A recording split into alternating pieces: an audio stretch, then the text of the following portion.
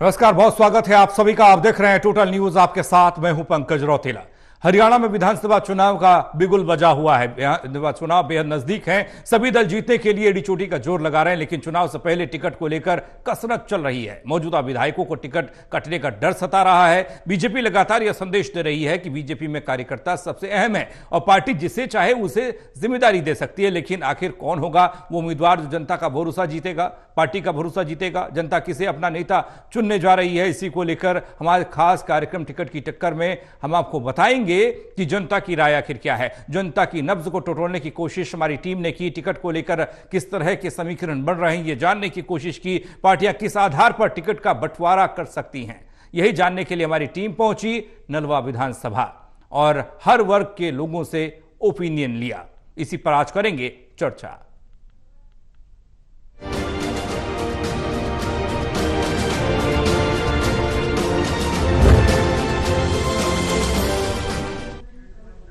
नलवा विधानसभा पर चर्चा के लिए हमारे साथ मौजूद हैं doctor Mahesh Kumar, associate editor Hisar, Devendra Kathuria, associate editor Panipat. आप दोनों का स्वागत है। चर्चा करें उससे पहले नलवा विधानसभा के सियासी समीकरण को समझ लेते हैं रिपोर्ट के जरिए।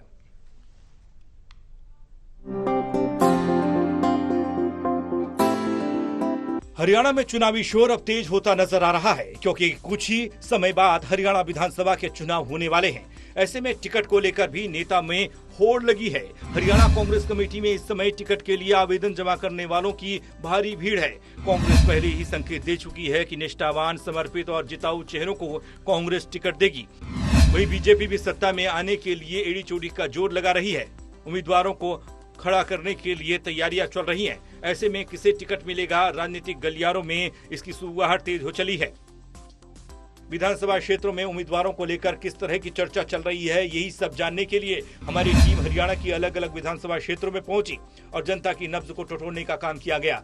22 जुलाई को हमारी टीम नलवा विधानसभा पहुंची, जिसका सैंपल साइज 199 है। नलवा विधानसभा सीट हरियाणा की महत्वपूर्ण विधानसभा सीट है, जहां 2019 में बीजेपी ने जीत दर्ज की थी। लेकिन इस बार इस सीट से क्या समीकरण बन रहे हैं, टिकट के बंटवारे को लेकर कैसी चर्चा है, जनता किसे अपना विधायक चुनना चाहती है, यही सब जानने के लिए हमारी टीम 25 से ज्यादा इलाकों में पहुंची और सभी वर्ग, जिसमें गरीब, अमीर, मध्यम वर्ग, पुरुष, महिलाओं से उनका ओपिनियन जाना। इस ओपिनियन पोल को पूरी तरह से गोपनीय रखा जाएगा। इसमें किसी भी व्यक्ति की पहचान का खुलासा नहीं होगा। ये सिर्फ एक विचार है और इसका चुनाव से कोई लेना देना नहीं। Election desk, total news.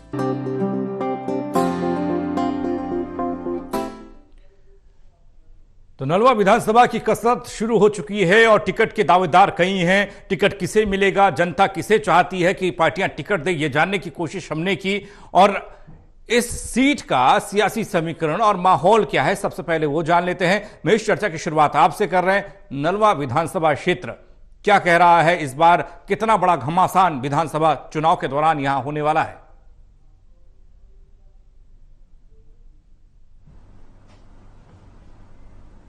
देखिए, साल 2008 में डीलिमिटेशन के बाद नलवा विधानसभा क्षेत्र बनाया गया। ज्यादातर जो गांव हैं वो भजनलाल के अपने गढ़ यानी आदमपुर के इलाके से इस नलवा विधानसभा क्षेत्र में शामिल किए गए हैं। इसके अलावा भवानी खेड़ा जो आरक्षित सीट है उसके भी कुछ गांवों को जोड़कर ये नलवा विधानसभा सीट 2008 के डीलिमिटेशन के बाद बनाई गई थी। और जिक्र नलवा विधानसभा क्षेत्र में वोटर्स की जातियों का करें तो सबसे बड़ा जो निर्णायक वोट बैंक है वो 60,000 के करीब जाट वोटर्स यहाँ पर है। दूसरे पायदान पर कुम्हार वोटर्स की संख्या 20,020 के करीब जो कुम्हार जाति से संबंधित वोटर्स हैं वो नलवा विधानसभा क्षेत्र में। इसके बाद चमार जाति के लोगों की संख्या थी 18,960।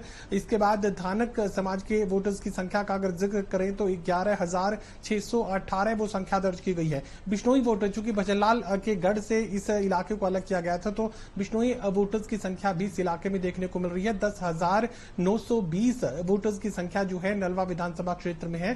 खास बात यह भी है कि साल 2009 में संपत सिंह जो कि इंडियन नेशनल लोकदल छोड़कर जो है उस वक्त कांग्रेस पार्टी में शामिल हुए थे, हालांकि उसके बाद भारतीय जनता पार्टी में भी गए और उसके बाद एक बार फिर से कांग्रेस पार्टी में वो शामिल हो चुके हैं। अब कांग्रेस पार्टी के दावेदारों के रूप में इस सर्वे में उनका नाम शुमार किया गया। साल 2009 में कांग्रेस पार्टी के ही विधायक प्रोफेसर संपत सिंह थे। इसके बाद जो अगला चुनाव जीतकर सामने आए वो रणबीर गंगवा थे और एक बार फिर 2014 के बाद 2019 में रणबीर गंगवा भारतीय जनता पार्टी पार्टी के टिकट पर जीत हासिल कर पाने में कामयाब हुए और मौजूदा हरियाणा विधानसभा में डिप्टी स्पीकर की भूमिका रणबीर गंगवा की है। कुम्हार वोटर्स जो कि दूसरे पायदान पर है और ऐसे में लगातार 2 बार जो है कुम्हार जाति से संबंधित रणबीर गंगवा यहां पर जीत हासिल कर पाने में कामयाब हुए हैं। तो कह सकता हूं कि जाट वोटर्स सबसे बड़ी संख्या में है, उसके बाद 20 की जो संख्या है वो कुम्हार वोटर्स की है। और चूंकि 60,000 और 20,000 में बहुत बड़ा अंतर है, बावजूद इसके लगातार 2 बार यहां रणबीर गंगवा विधायक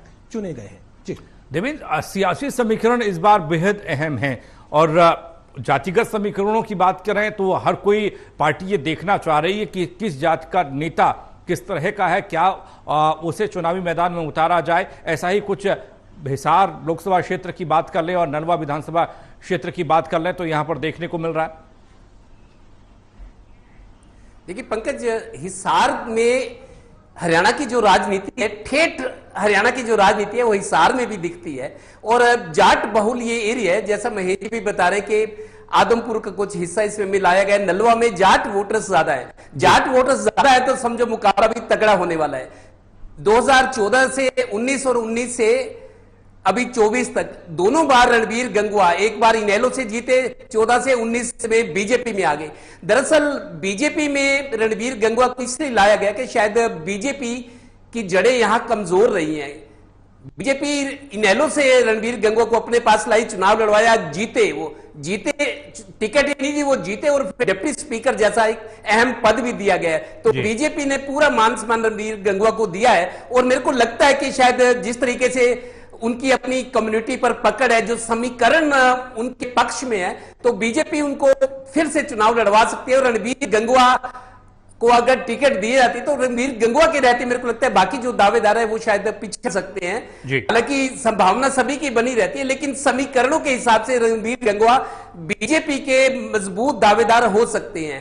और जहां तक संपत सिंह की बात है, संपत सिंह भी यहां से चुनाव जीते हैं, कभी इनेलो में रहा करते थे। दिलचस्प बात पंकज ये है कि इनेलो में रणबीर गंगवा रहा करते थे और संपत सिंह भी इनेलो सरकार में, जब चौटाला चौधरी देवीलाल थे, ये गृह मंत्री थे, वित्त मंत्री थे, बड़े ओहदे पे, बड़े करते धर्ताओं में थे। जैसे बीजेपी में टॉप लीडरशिप में है, तो ऐसे इनेलो की टॉप लीडरशिप में कभी संपत सिंह थे। लेकिन आगे बात करेंगे जब आप एक इनेलो वाला बीजेपी में, एक इनेलो वाला कांग्रेस में आ गया तो कांग्रेस तो बीजेपी मजबूत हो गई, इनेलो का पता नहीं। बीजेपी की बात सबसे पहले कर लेते हैं कि जनता बीजेपी की तरफ से किसे उम्मीदवार चाहती है और किस तरह का उम्मीदवार चाहती है। उसमें बात अगर डिप्टी स्पीकर की करें तो रणबीर गंगवा सबसे ऊपर हैं, जहां पर 69.01% लोग उन्हें चाहते हैं कि उम्मीदवार बीजेपी उन्हें बनाए, कार्यकर्ता चाहते हैं। दूसरे नंबर पर रणधीर पनिहार का नाम है, 16.90% लोग ये चाहते हैं, कार्यकर्ता ये चाहते हैं कि बीजेपी उन्हें टिकट दे सकती है। तीसरे नंबर पर कृष्ण सरसाना है 4.23% के साथ।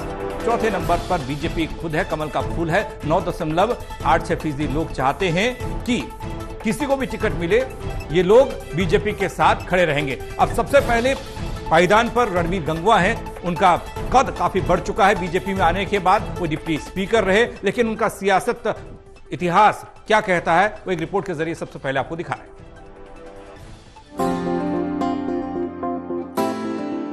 साल 2000 में अपनी राजनीति की शुरुआत करने वाले रणबीर गंगवा डिप्टी स्पीकर बन गए। रणबीर गंगवा के पिता किसान थे, शुरू से ही वह साधारण परिवार में पले बड़े। रणबीर गंगवा को साधारण रहना और साधारण खान पान पसंद है। 19 साल पहले अपने पिता स्वर्गीय राजाराम से प्रेरित होकर राजनीति में कदम रखा।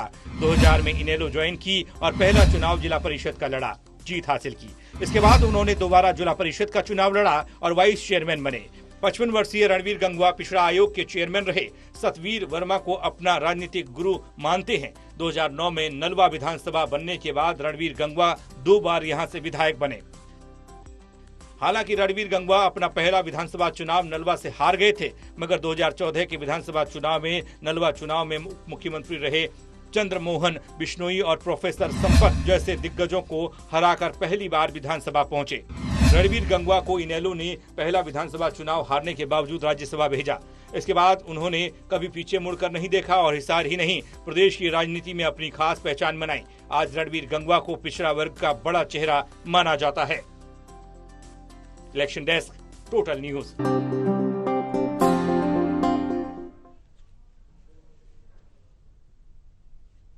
तो जनता और बीजेपी के कार्यकर्ता चाहते हैं कि रणवीर गंगवा को फिर से चुनावी मैदान में उतारा जाए। महेश, बीजेपी के लिए कुछ खास नहीं, लेकिन रणवीर गंगवा का बीजेपी में आना बीजेपी के लिए यह कह सकते हैं कि बहुत अच्छी बात। उसके बाद इसी का नतीजा है कि उन्हें विधानसभा में एक महत्वपूर्ण पद भी दिया गया। क्या कहता है माहौल बीजेपी का?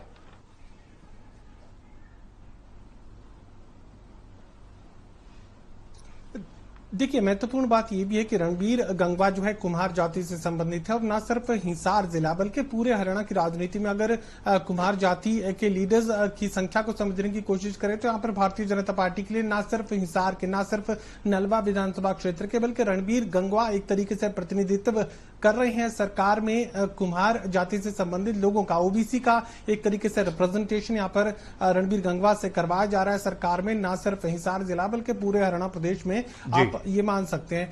मुझे चौंकाने वाली बात जो इसमें नजर आ रही है, रणवीर गंगवा का ये परसेंटेज जा सकता है, समझा जा सकता है, भारतीय जनता पार्टी का कोर वोटर रणवीर गंगवा को यहां पर वोट कर रहा है, लेकिन चौंकाने वाली बात जो है वो यहां पर रणधीर पनिहार को लेकर देखने को मिल रही है।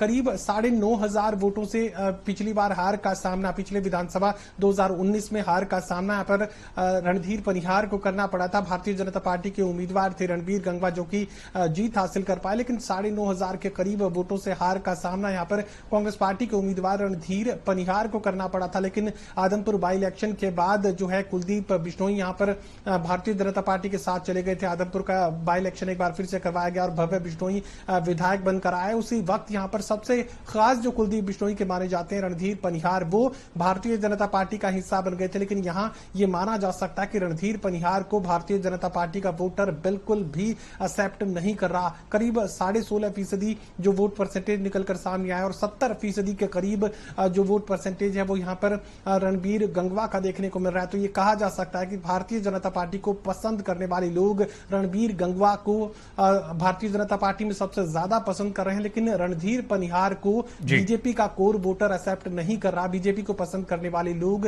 रणधीर पनिहार को पसंद नहीं कर रहे। तो एक बार फिर से रणधीर पनिहार को सोचना पड़ेगा कि भारतीय जनता पार्टी का टिकट अगर मिल भी जाए तो फिर बीजेपी उनके लिए कंफर्टेबल नहीं है।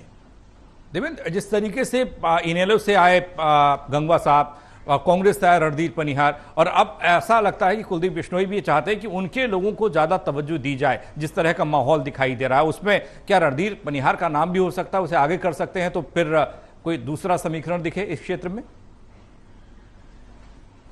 देखिए पंकज, रणवीर गंगवा की बात करें तो नो डाउट उन्होंने पिछले दोनों चुनाव में मतलब वो डिमांडिंग है, इनेलो में भी डिमांडिंग थे और बीजेपी में भी डिमांडिंग है। और जो समीकरण है, जो सर्वे दिखा रहा है कि वो मजबूत है, तो शायद बीजेपी उन पर दाव लगा सकती है। रणधीर पनिहार की ज्यादा बात है, कुलदीप बिश्नोई के बहुत नजदीकी ये शख्स रहे हैं पॉलिटिशियन।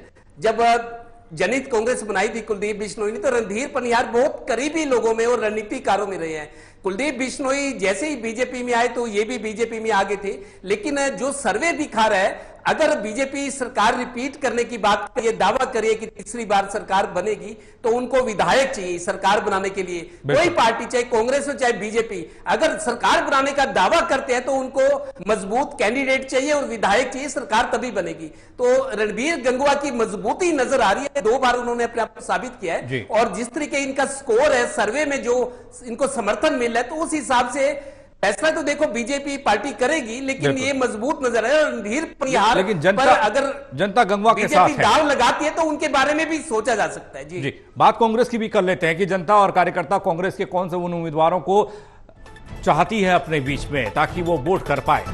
प्रोफेसर संपत सिंह 30.19% के साथ सबसे टॉप पर हैं। दूसरे नंबर पर श्रवण कुमार वर्मा हैं, सामाजिक कार्यकर्ता भी हैं। 24.33% लोग ये चाहते हैं कि श्रवण कुमार वर्मा को टिकट दिया जाए, उन्हें जनता और कार्यकर्ता सपोर्ट करेंगे। धर्मवीर गोयल 23.70% के साथ टक्कर दे रहे हैं श्रवण कुमार वर्मा को ही। ये कांग्रेस के उम्मीदवारों की लिस्ट है। अगर श्रवण कुमार वर्मा की बात करें और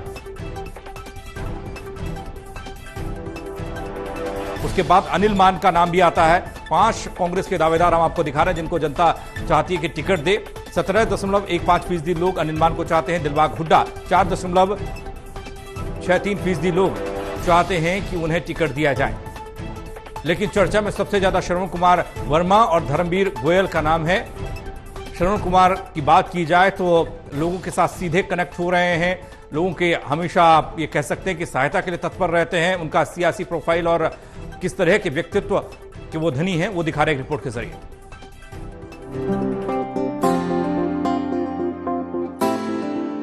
श्रवण कुमार वर्मा राजनीति के पटल पर यह चेहरा नया हो सकता है, लेकिन समाज सेवा के क्षेत्र में ये नाम बहुत पुराना है। हिसार के नलवा के इलाके में जब भी किसी ने समाज सेवा के लिए श्रवण कुमार वर्मा को पुकारा तो श्रवण कुमार वर्मा हमेशा समाज सेवा के लिए हाजिर नजर आए। समाज सेवा से जुड़ा ये चेहरा अब कांग्रेस पार्टी के मंचों पर नजर आने लगा है। कांग्रेस पार्टी से श्रवण कुमार वर्मा का ये रिश्ता 3 पीढ़ियों का है। श्रवण कुमार वर्मा हमेशा से ही तन मन धन से कांग्रेस पार्टी की मदद करते आए हैं। समाज सेवा के क्षेत्र में दिव्यांग बच्चों की मदद करने के अलावा मंदिर और सामाजिक भवनों के निर्माण के अलावा अनाथ बच्चों की देखरेख, लड़कियों की शिक्षा और प्राकृतिक आपदा के वक्त श्रवण कुमार वर्मा का आर्थिक सहयोग हमेशा सराहनीय रहा है। नशे के खिलाफ चल रहे सामाजिक और पुलिस के कार्यक्रमों को भी श्रवण कुमार वर्मा ने अपना आर्थिक सहयोग दिया। दक्षिण भारत में श्रवण कुमार वर्मा की एक बड़ी लॉजिस्टिक कंपनी है जिसकी देश भर में 55 शाखाएं हैं। अपनी मैट्रिक तक की स्कूली शिक्षा गवर्नमेंट हाई स्कूल हरिता से हासिल करने के बाद श्रवण कुमार वर्मा लॉजिस्टिक कंपनी की स्थापना करने में जुड़ गए और फिर दक्षिण भारत में इतनी बड़ी लॉजिस्टिक कंपनी खड़ी कर दी जिससे पूरे देश में उनकी कंपनी को पहचान मिल गई। श्रवण कुमार वर्मा हिसार जिले के नलवा विधानसभा क्षेत्र के बाडिया ब्राह्मणान गांव के रहने वाले हैं। देखिए, ऐसा है, राजनीति में तो मैं नया हूँ, लेकिन समाज सेवा में मैंने मेरा पूरा जीवन बिताया है और समाज सेवा भी मैंने इस तरीके से की है कि मुट्ठी बंद करके कभी भी मैंने अपना नाम या जाहिर नहीं किया कि मैं ये कर रहा हूँ। और कुछ गरीब लोगों ने मेरी सेवा पे देखते हुए उन्होंने मुझे प्रोत्साहित किया है कि आज की गंदी राजनीति को देखते हुए अगर आप जैसा समाज सेवा का आदमी करने वाला अगर राजनीति में आए तो हमारे लिए बहुत अच्छा होगा।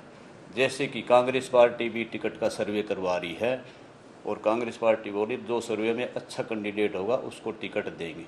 तो मेरा नाम हलके में बहुत ही अच्छा है, समाज सेवा में निरंतर सेवा कर रहा हूँ। इसलिए अगर कांग्रेस पार्टी मुझे टिकट देती है तो मैं 25,000 से ऊपर से वोटों से मैं कांग्रेस पार्टी की नलवा हल्का से जीत दिलवाने का वादा रखता हूँ। कांग्रेस पार्टी में पर्दे के पीछे रहने वाले श्रवण कुमार वर्मा अब मंच पर सामने आ चुके हैं। हिसार जिले के नलवा विधानसभा क्षेत्र से कांग्रेस पार्टी के उम्मीदवार बनकर इलाके की सेवा करना चाहते हैं। हरियाणा में खासकर कुम्हार समाज के संबंध रखने वाले लोग श्रवण कुमार वर्मा को बड़े सम्मान की नजर से देखते हैं और यही वजह है कि श्रवण कुमार वर्मा को अब हरियाणा और खासकर नलवा विधानसभा क्षेत्र में अपने लिए बड़ी संभावनाएं नजर आ रही हैं। श्रवण कुमार वर्मा इन्हीं खूबियों के चलते नलवा विधानसभा क्षेत्र में कांग्रेस पार्टी श्रवण कुमार वर्मा को अपना उम्मीदवार बना सकती है। Election desk, total news.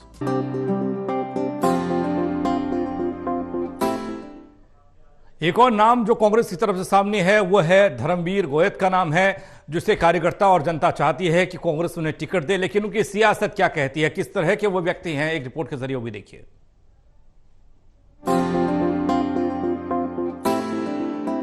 Hisar के इलाके में धर्मवीर गोयत को जन्मजात कांग्रेसी के रूप में पहचाना जाता है। धर्मवीर गोयत और उनका परिवार 3 पीढ़ियों से कांग्रेस पार्टी में है।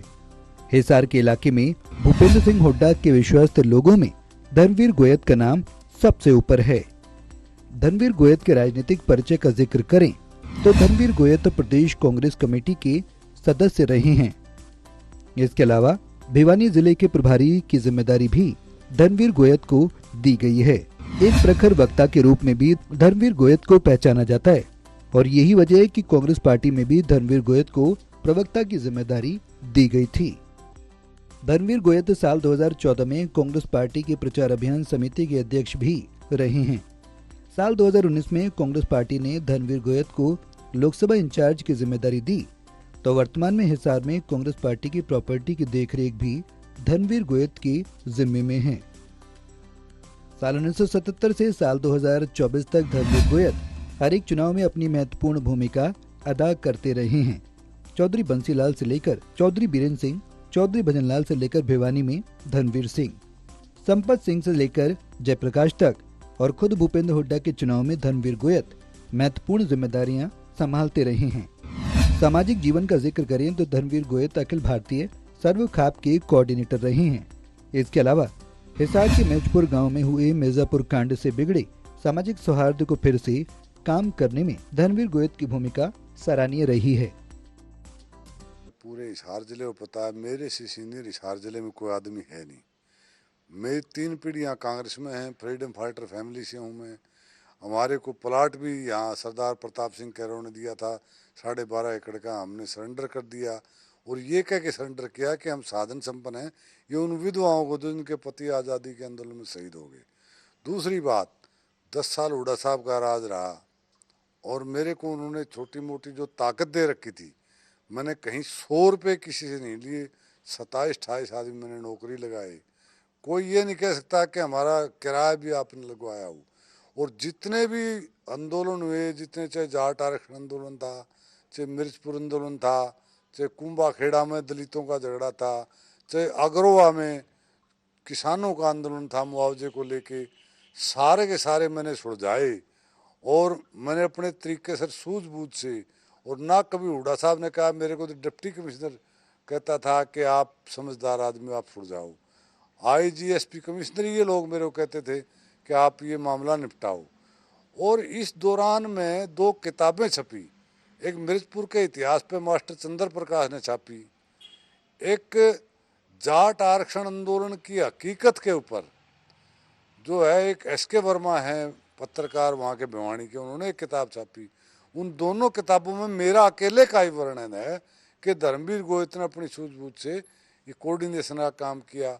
और दूसरा, खापों के साथ मेरे अच्छे संबंध रहे हैं। खाप कोऑर्डिनेटर ऑल इंडिया का मैं रहा हूँ और जितने भी संकट आए सबके बीच में मैं रहा हूँ। मैंने निस्वार्थ सेवा की, मैंने कोई पद नहीं लिया, बल्कि मेरे को हुड्डा साहब ने कहा, भाई आपको मैं कुछ देना चाहता हूँ। मैंने कहा, जी मुझे कुछ नहीं चाहिए। मैं टिकट का पिछली दफ़ा भी दावेदार था, उससे पिछली दफ़ा भी था, अब की दफ़ा मेरिट के आधार पर टिकट मिलती है तो मैं उम्मीदवार हूँ, दावेदार नहीं हूँ। मैं नड़वा हलके का उम्मीदवार हूँ, क्योंकि मेरिट के आधार पर, वफादारी के आधार पर, ईमानदारी के आधार पर जो पैमाने कांग्रेस पार्टी ने, बाबरिया साहब ने जो बनाए हैं, जो राहुल गांधी जी की पॉलिसी है टिकट मिलने में, सारे मापदंड देखते हुए मैं सबसे ऊपर हूँ। इसलिए मेरा दावा मजबूत बनता है। बाकी कोई किसी पार्टी से आया है, कोई किसी पार्टी में गया है, आते रहते हैं जाते रहते हैं। स्थायी अकेला मैं एक ऐसा नेता हूँ जो मैं शुरू से 3 पीढ़ियों से कांग्रेस में हूँ और कोई एक भी नहीं है। खापों की सार्वजनिक व्यवस्था में भी धर्मवीर गोयत का नाम प्रदेश के अगुवा लोगों में शुमार है। कांग्रेस पार्टी के प्रति अपनी निष्ठा, ईमानदार छवि और नलवा विधानसभा क्षेत्र में अपनी मेहनत के बूते धर्मवीर गोयत आने वाले विधानसभा चुनाव में आप कांग्रेस पार्टी से पार्टी का टिकट चाहते हैं। Election desk, total news.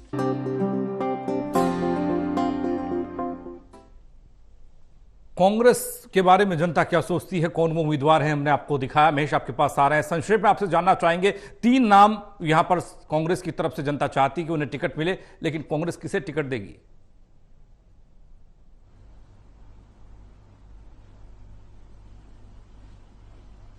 देखिए, संपत सिंह पुराने नेता है, इंडियन नेशनल लोकदल से कांग्रेस पार्टी में शामिल हुए थे, उसके बाद भारतीय जनता पार्टी में शामिल हुए और वापस कांग्रेस पार्टी में एक बार फिर से कांग्रेस पार्टी का हिस्सा वो बन चुके हैं। और यहाँ पर सर्वे में देखने को मिल रहा है कि पुराने नेता पर इलाका भरोसा कर रहा है। लेकिन खास बात यह भी है कि यहाँ धर्मवीर गोयत जो कि 3 पीढ़ियों से कांग्रेसी हैं और लगातार जनता के बीच बने रहते हैं, लगातार जो है ईमानदारी की राजनीति वो करने की कोशिश कर रहे हैं, तो कह सकता हूं कि धर्मवीर गोयत के लिए भी यहाँ अच्छी खासी संभावनाएं हैं। और भूपेंद्र सिंह हुड्डा के नजदीकी भी माना जाता है धर्मवीर गोयत को। अगर नलवा विधानसभा सीट जाट के कोटे में नहीं जाती है और इसे ओबीसी कोटे में डाल दिया जाता है, कांग्रेस पार्टी अगर जातिगत समीकरणों के लिहाज से जाट की बजाय अगर ओबीसी को टिकट देने की कोशिश करे, तो श्रवण कुमार वर्मा यहां पर एक अच्छे समाज सेवी के रूप में, विकल्प के रूप में सामने आ रहे हैं। हालांकि राजनीति में नए हैं, लेकिन समाज के लोगों के बीच किसी भी तरह के आर्थिक सहयोग की अगर बात हो तो SK वर्मा करते रहे हैं और एक बार फिर से राजनीति में अब सक्रियता वो दिखाने लगे हैं, मंच पर नजर आने लगे हैं। खास बात एक और तमाम दर्शकों को मैं बताना बताना चाहूंगा कि अनिल मान का भी यहाँ पर वोट परसेंटेज निकलकर सामने आ रहा है। दरअसल अनिल मान का नाम इस सर्वे में शामिल नहीं किया गया था। जो सर्वे नलवा विधानसभा क्षेत्र के वोटर्स के बीच गया उसमें अनिल मान का नाम शामिल नहीं था, लेकिन बहुत सारे ऐसे जो है विकल्प हमारे सामने आए जिसमें अनिल मान को एक अन्य उम्मीदवार के रूप में, एक पसंदीदा उम्मीदवार के रूप में जो लोग हैं, वोटर्स हैं नलवा विधानसभा क्षेत्र की तरफ से, उन्होंने सर्वे टीम को यह जाहिर किया कि वो अनिल मान को पसंद करते हैं। तो ऐसे में जो वोटिंग परसेंटेज निकलकर सामने आ रहा है वो उससे कहीं ज्यादा हो सकता था कि अगर सर्वे में अनिल मान का नाम होता तो उन्हें और ज्यादा लोग पसंद करते।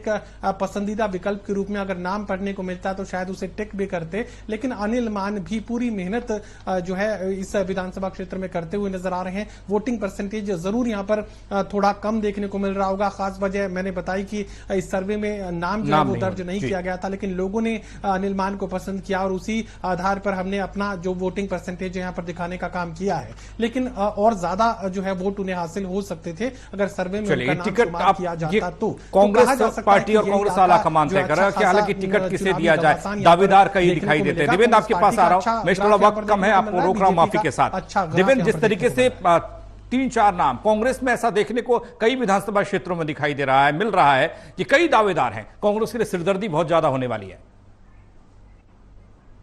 देखिए पंकज, संपत सिंह बड़ा नाम जो प्रदेश के वित्त मंत्री, गृह मंत्री रहे और कई साल तक जब इनेलो का जलवा था तो रणनीतिकार में थे, लेकिन अब मुख्य धारा से बाहर चल रहे हैं। उनको मुख्य धारा में आने की कोशिश करें। संपत सिंह का स्कोर सबसे ऊपर है, हालांकि बाकियों में भी फर्क ज्यादा नहीं है। मैं एक तस्वीर पंकज ये भी देखता हूं, जिस तरीके हम देख रहे हैं कि रणबीर गंगवा को अगर बीजेपी लड़वाती है, टिकट देती है, क्योंकि वो प्रबल दावेदार हैं, और इधर से संपत सिंह को अगर कांग्रेस संपत सिंह को लाती है तो दिलचस्प तस्वीर यह होगी कि इनेलो से आए दो बड़े नेता मैदान में आमने सामने होंगे। जी चले, बहुत शुक्रिया आप दोनों का हमारे साथ जुड़ने के लिए और चर्चा के लिए। नलवा विधानसभा की जनता की राय क्या है, ओपिनियन क्या है, वो दिखाने की कोशिश की, चाहे वो बीजेपी हो या फिर कांग्रेस। हालांकि टिकट देना पार्टियों का काम है और वोट देना, विधायक बनाना, नेता चुनना जनता का काम। छोटा सा ब्रेक, जल्द वापस आ रहे हैं।